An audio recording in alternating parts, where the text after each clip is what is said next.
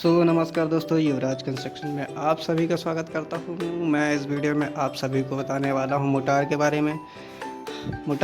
IS code हमारा क्या कहता है वो जानेंगे, और मोटार हमें कहाँ पे कौन सी लेंथ में देनी है वो देखेंगे जो आईएस कोड कहता है। चलिए जानते हैं।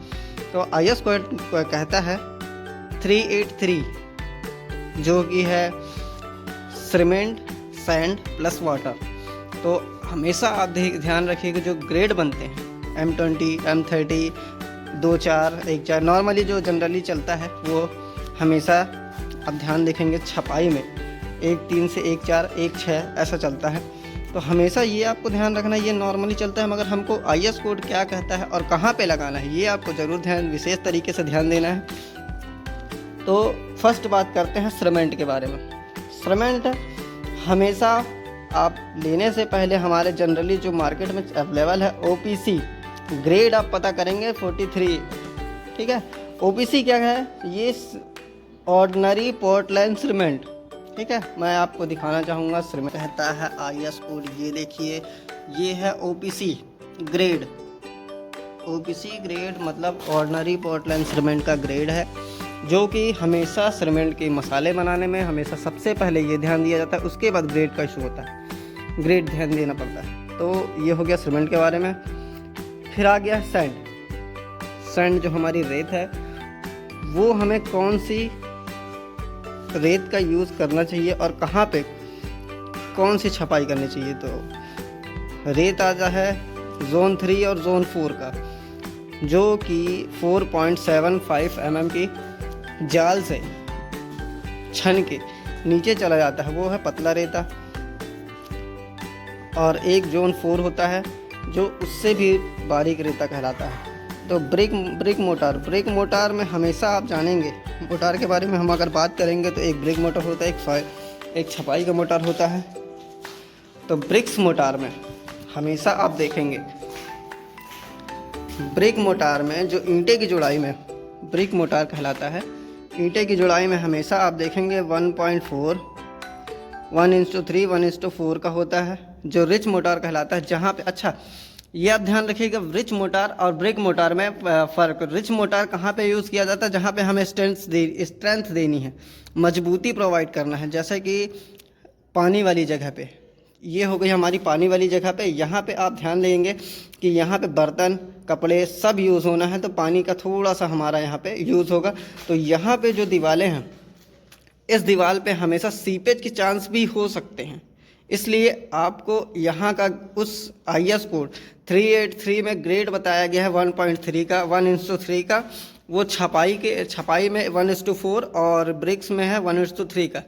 ब्रिक्स जुड़ाई में 1:3 का आपका होना चाहिए, क्योंकि हमेशा आप स्ट्रेंथ जमीन, ये घर की अगर स्ट्रेंथ को हम हमेशा अपनी वीडियो में बात करते हैं कि स्ट्रेंथ जमीन का, घर का हमेशा स्ट्रेंथ प्रोवाइड करना, मजबूती प्रोवाइड करना।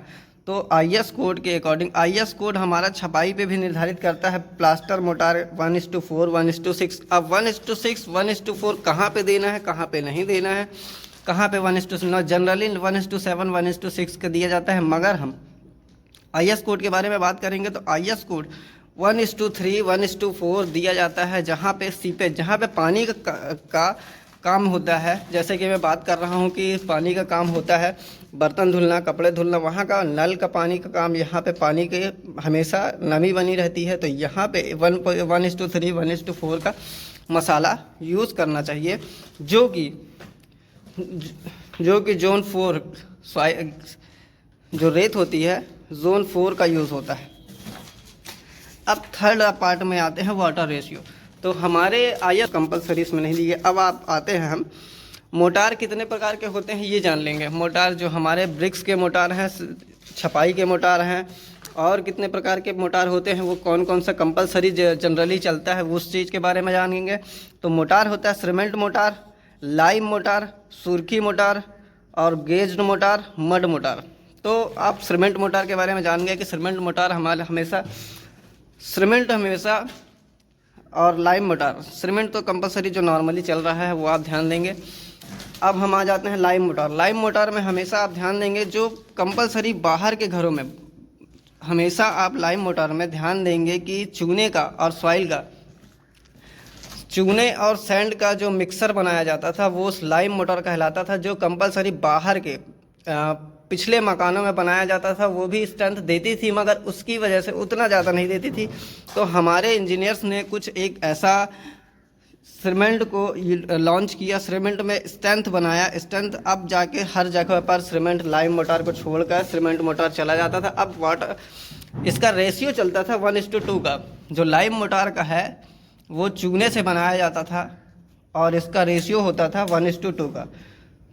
थर्ड पार्ट में हम बात करेंगे सुर्खी मोटर। सुर्खी मोटर में हमेशा आप ध्यान देंगे, उसके पहले जब लाइम नहीं आया था, मतलब चूना नहीं आया था, सीमेंट नहीं आया था, तो आप सुर्खी मोटर में ये दोनों मिक्स करके जो रेशियो आता था सीमेंट का और लाइम का, पहले जो रॉ मटेरियल आया करता था उसको मिक्स करके सुर्खी मोटर बनाया जाता था, ताकि इसको स्ट्रेंथ दिया जाए। चाहे वॉल हो चाहे छत हो, हर जगह पर स्ट्रेंथ दिया जाए, ये आपको कंपलसरी चलता था। और गेज्ड मोटर, ये हमेशा कंपलसरी गांव के एरिया में है। गेज्ड मोटर और मड मोटर, जो कि कच्चे घरों पर मट्टी पर एक मोटर जो छपाई करते हैं मट्टी पर, वो गेज्ड मोटर कहलाता है, जो हमारे कंपलसरी अब बंद हो चुका है।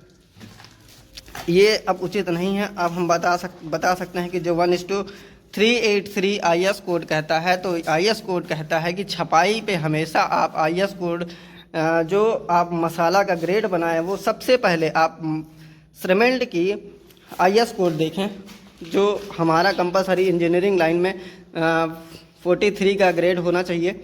और रेत है तो जोन 3 जोन 4 का होना चाहिए। जोन 3 में हमेशा ब्रिक वॉल की जोड़ाई होनी चाहिए, जो कि मसाले का है 1:3 1:4 का होना चाहिए। कहाँ पे होना चाहिए? वो हमेशा पानी की जगह पर होना चाहिए, जहाँ पे पानी का यूज़ होता है।